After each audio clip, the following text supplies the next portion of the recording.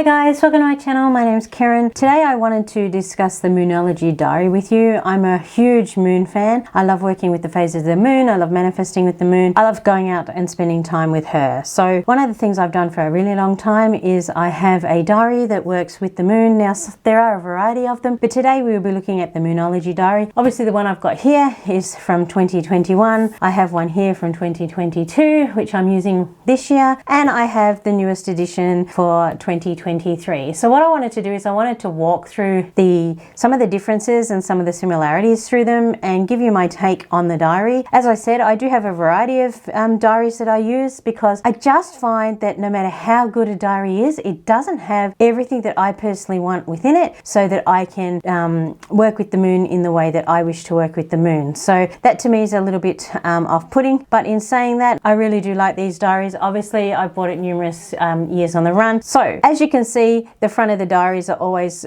quite striking. I really love the imagery in the 2021 one. I think that it was definitely beautiful in the 2022. The 2023, not so much. I really hate the way the moon is blown out and we've lost a lot of the features within it. It just seems too bright and too much in your face for me. But maybe that's just my take on it, and maybe others might actually love it. So as usual, Yasmin Boland has put a lot of thought and energy into these diaries, and what we will do is we will have a in-depth look at the 2023 diary, and I'll flip through the 2021 and 2022 to give you an idea of some of the things that have stayed the same and some of the things that have changed. And hopefully you'll be able to get a really good eye view of what it is this diary has to offer, what it continues to offer, what has been upgraded and improved on, so that you can make the decision as to whether the Moonology Diary for 2023 is one you would like to have in your own collection, ready for you to use and work with the moon. So here we go.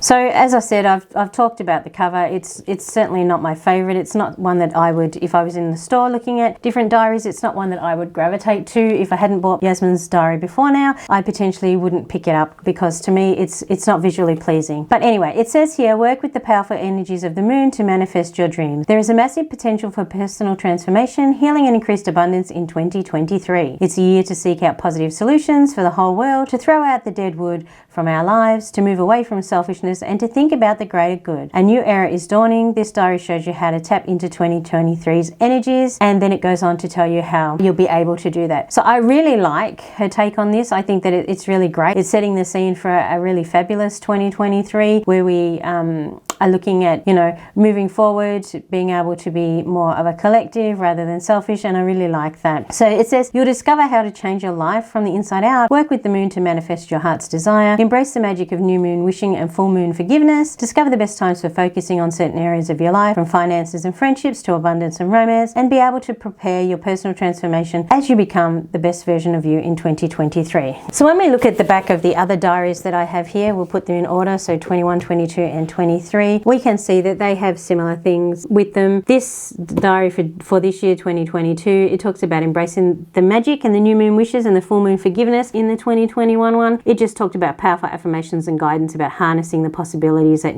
each new and full moons. In the 2023, I think what's really come about with Yasmin and this diary is that she's put in the best times for focusing on certain areas of your life, from finances, friendships to abundance.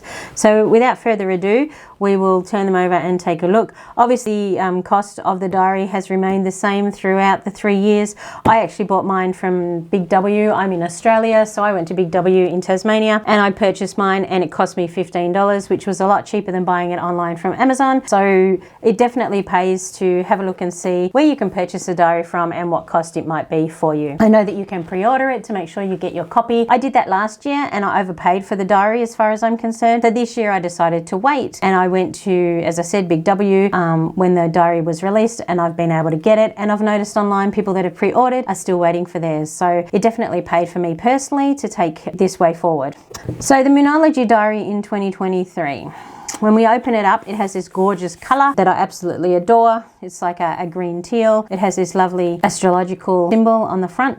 And when we open it up further, we continue with the same theme. It has a place for you to put who the diary belongs to, and then it has information about the publishing, and then it has contents. So it talks about what's in this diary this year. Now, if we look at the diary from the previous years, we can see that the information given is similar, but it's not quite the same. So in 2022, it said, welcome to 2022, the phase of the moon, working with the new and full moons, a quick guide to the houses and how to use this diary. So in 2023, we actually see that ramped up a little bit. So what's up for 2023? So the language has changed. It's a little bit more upbeat. The phases of the moon, we have in both of them. The Moonology of 2023, we don't actually see that in 2022. So when we get there, I'm interested to see exactly what that is. Manifesting with the new and full moons. In 22, we work with them. In 23, we're ramping it up and we're manifesting in our language. Working with the houses, a quick guide to the houses, so very similar kind of things. And then in the 2023 version, we have what's your big, beautiful goal? So I'm interested to have a look and see what that is. It wasn't in 2022. And how to use this diary is exactly the same. And then you have the same, the year planner for the current year that the diary is for, one for the year after, and about the author. So it's a very similar kind of layout. So when we open it up here, we see what's up for the 2023 and it goes into information. It gives us the big astro headlines of 2023 and it gives us the dates and some information about them. It also gives us Mars retrograde, the outer planets in retrograde and the dates for them. What does it all mean so that we can have a better understanding. It goes into the phases of the moon and it explains what they're there for and how you work with them. And then it has the Moonology of 2023. So obviously she talks about the new and full moons of 2023. Notes any that are particular, like the supermoons, the black moon, the blue moon. It talks about the eclipses in 2023 and working with the energies throughout the year. Manifesting with the new and full moons, we've got information on that. It talks about the new moon and the law of attraction, the full moon forgiveness and questions to ask, the astro quarters of the year, and then it goes into a section of working with the houses. Now this is very similar. When we go to the 2022 diary, for instance, 2022 gave us a quick guide to the houses, and as you can see, it's a bit of information and then what each house represents, and that's pretty much it. When we go in here and we look at the 2023, it's working with the houses. So we have similar information. Obviously, it's a bit longer and a bit more in depth. It tells us where we can get a free chart. It's a quick guide to the houses. So this is exactly the same as the last one. The new moon through the houses. So it actually gives us more in depth of how the new moons affect the houses and how we can work with them right the way through to the 12th house. And then it gives us the full moon and how we can work with them through each house as we go. So there's a lot more information here, which I think is really great. So what's your big beautiful goal? As you can see, there's information in here. It talks about my big beautiful and audacious goal for 2023 is to come up with at least 3 solid reasons for this goal. Here you have room to put them. It then talks about how you're going to achieve them, and it breaks it down into 12 easy steps, of which each step will be contributed to each month so that you can actually achieve your goal. And then it goes on to how to use this diary and explains that to you. And then we go into the weekly diary, which is pretty much similar to the previous version. So we have an overall view of the year for 2023, and then we go into January. So one of the things that we've seen in the 2022 diary here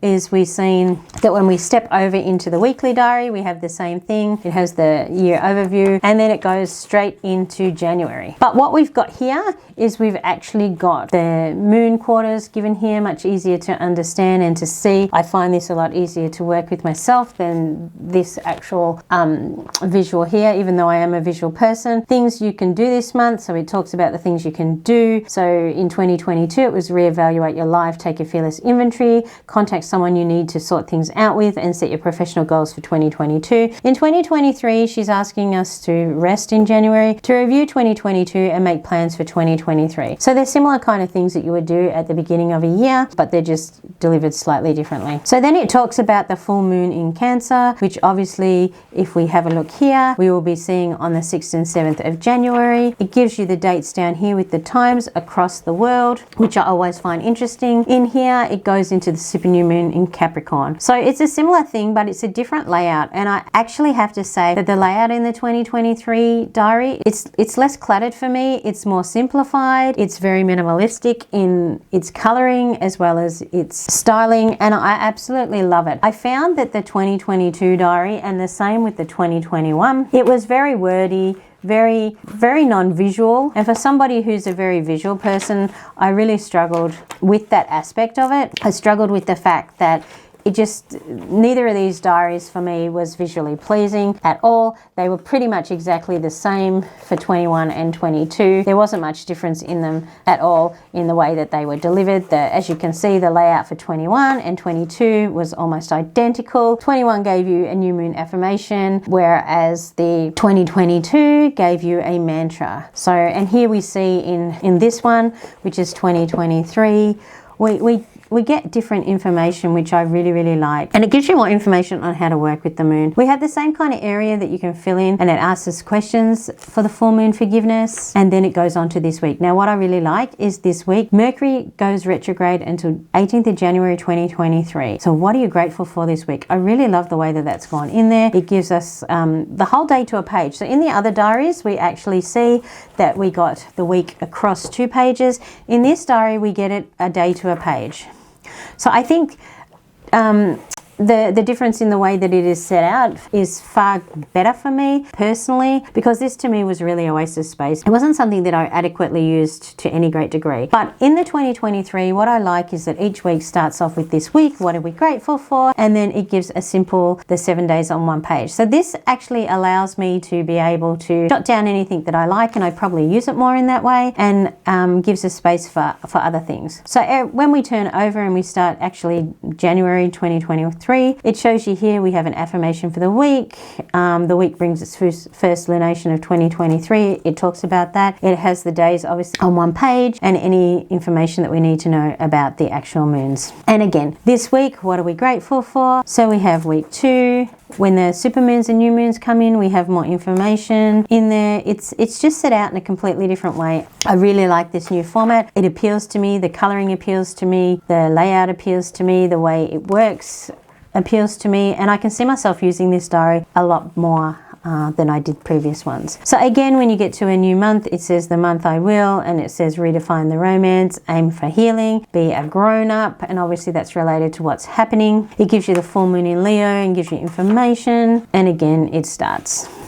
Here we go, the new moon again, and this week. So when we seem to have a new moon or a full moon, we get this week and an affirmation for the week, where when there's no significant moon happening, we just seem to get this week and what are you grateful for. So I really like the way that this laid out. It's the same all the way through. To me, it's so much user-friendly. It's so much better. It just really works for me, which is what I like. So some people are going to love the new diaries and some people are not going to love them so much. So I'm interested to know what you all think. But there you have it, guys, the 2021 diary, the 2022 and the 2023. The differences as I see them, these two are almost identical copies, just different years, but we actually see a shift in the way that the Moonology Diary in 2023 has been delivered. So thank you, Yasmin Boland, for another beautiful diary. I wish you hadn't blown out the moon. I think it definitely loses a lot of character, and it loses the mystery and the depth that we often associate with the moon, but otherwise I think it's a really great diary. Thank you.